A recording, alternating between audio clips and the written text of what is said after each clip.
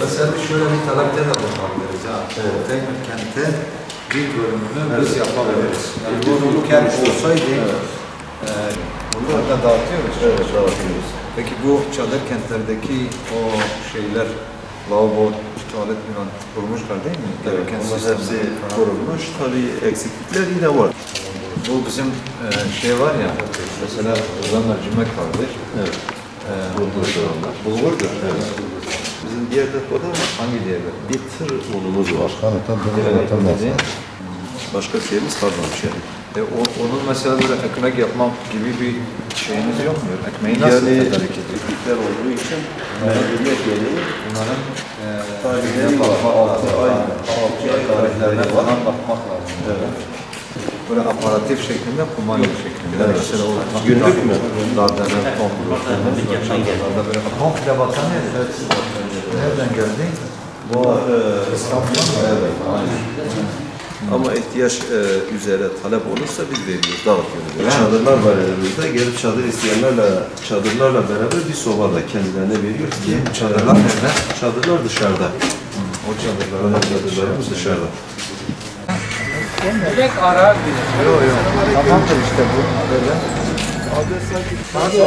onu çıkaramazsın. Yok bu taraftır ya. Getir. Getir onu getir. Oynatma. Ya öyle yapsa o taraftır. İstanbul'a gelmeyi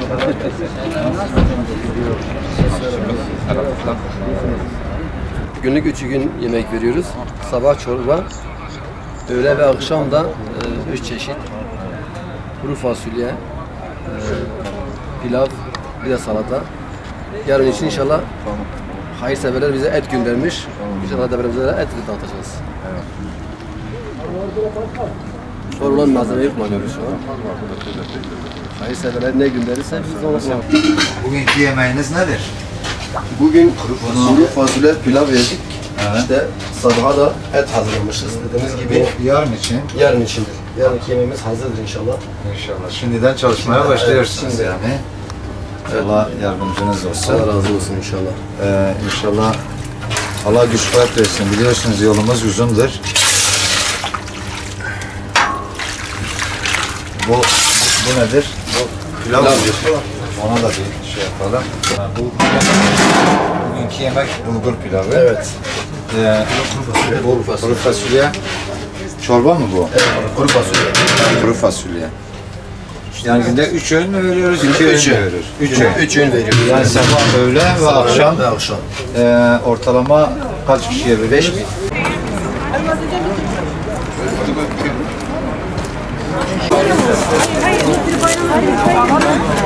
Ben götüreceğim.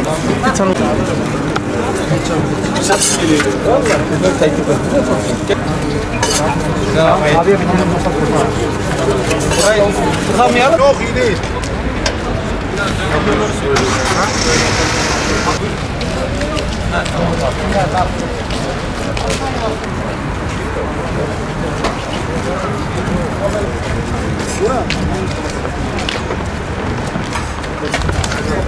Thank you.